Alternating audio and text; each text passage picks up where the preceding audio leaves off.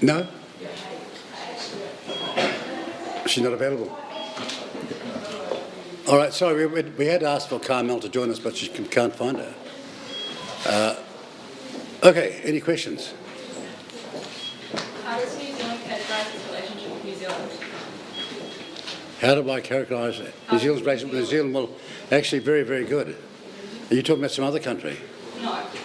Well, he said, how does New Zealand characterise its relationship with New Zealand? Categorise its relationship with New Zealand. I think Cook Islands. Oh, sorry, the Cook Islands. Thank you for your patience. Well, I just spent 11 pages of very carefully crafted speech to outline that. It is a unique relationship that has been copied. It is a standout success in our view. We've never got it always right, but we've never stopped trying across the political divide. That's the view, I believe, of our political system and political parties in New Zealand. What did you mean when you said the Cook Islands government passed laws and took actions that were offensive to New Zealand's governing norms or were injurious to Cook Islanders? The New Zealand had a duty to act. Well, that was contemplated way back when, particularly came out during the Kirk years and to say the Helen Clark years, when those things came to the fore, and New Zealand had a duty to act then. Just like we had a duty to act, but belatedly, sadly, on the wine box. But why mention that now in your speech today? Well, I mention it now because we're in charge of writing the speech. We're not a journalist, and we don't just shade past history is that of no matter. History and its actions creates the future, and that's what we're trying to say today. Was that referring to the deals that the Cook Islands signed in February? Well, it wasn't to do with anything in the last 60 years. It was to outline our nature and character of this very successful model that uniquely was as a result of our position at the time that UN declaration 61 years ago on the question of independence. New Zealand was quite unique in our approach, and I think that we should give credit to our political leaders back then, across the political divide as well.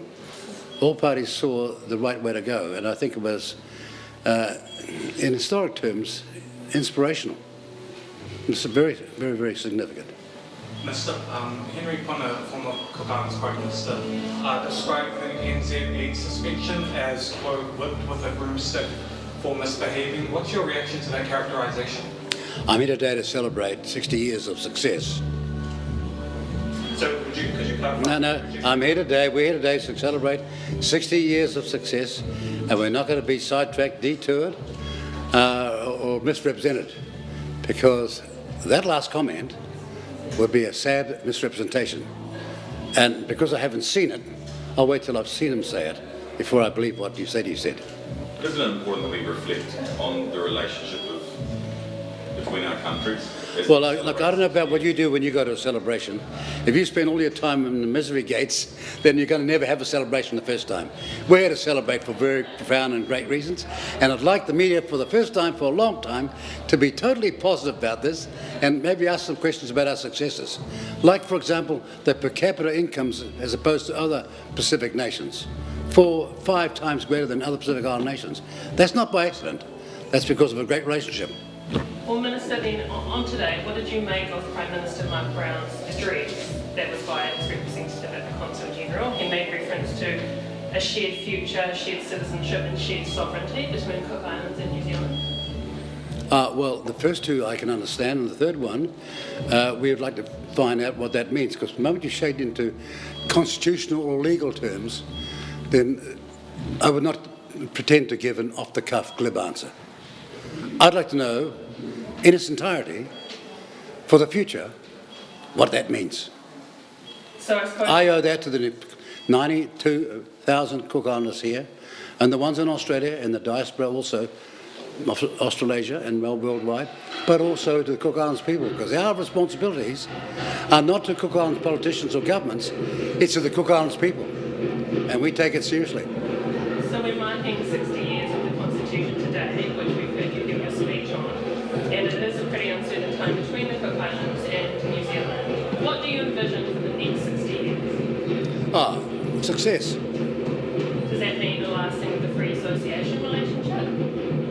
Well, of course. In free association, in the same shape and mould as it began with its refinements in the early 70s and the beginning of this century. Why was there such a focus on the Declaration of Independence, or they wanted full independence? You talked about that in your speech. Well, I think the speech was carefully crafted so no one was any doubt as to precisely what the New Zealand position is now, how it was formed, our experience over the last 60 years, and where we want to go in the future.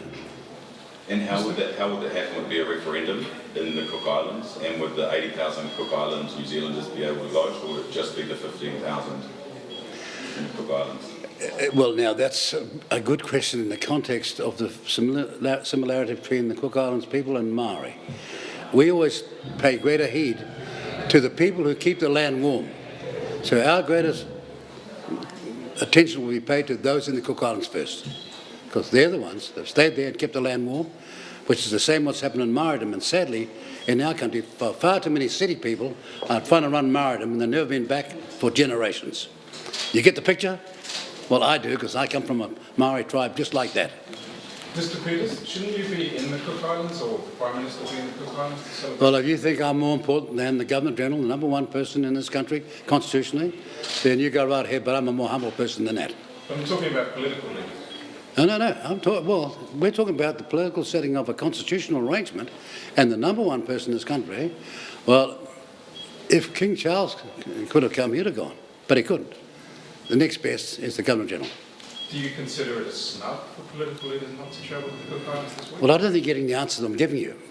Try and fix your head on this. It's 101 constitutional, it's 101 according to our law, and it's a 101 according to our history. Which part of that don't you get? The number one person to pay due respect to in the Cook Islands is the Governor-General. And when you send the Governor-General, you don't send a replacement.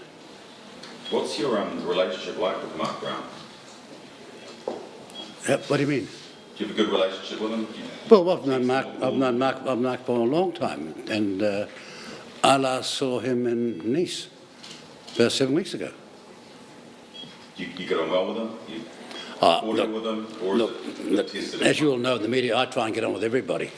Well, not all the people all the time, but what? No, sorry, next question. Don't waste this occasion. Look, the 60 years of celebration, and you're going down the wrong pathway, because have you got a question for Dr. Reti, the Pacific People's spokesperson, who spent, when he's recalibrating his annualised requirements to be a doctor in the Cook Islands? What's your relationship like with Pro bono. You know what pro bono means? Free. I do know what it means. Not sure before the divorce, it means free, okay? What's your relationship like, Dr. Reti, with It's a Mark Brown? good relationship with Mr. Brown. Thank you. Oh, sorry. Any questions that aren't about politics? Got some on the tariff. Well, this is not about the Cook Islands. But you guys are both politicians. Well, I know that, but also we come along to a conference and we expect you to understand what the conference is about. Not a free-for-all, whatever you feel, because you want to make some headlines. No, yes, sir. Questions? No, one more. Question, sir. What is your main reflection on the 60th anniversary, the Maivanui happening, all of this stuff happening in Cook Islands, including Cook Islands Language Week this year? What's my what? What's your primary reflection? Well, a lot of fond memories, actually. I'll tell you the truth. When I first went to the Cook Islands, I thought, isn't it unusual? These people speak better English than New Zealanders speak English, and they speak better Maori than Maori speak Maori. Excuse me.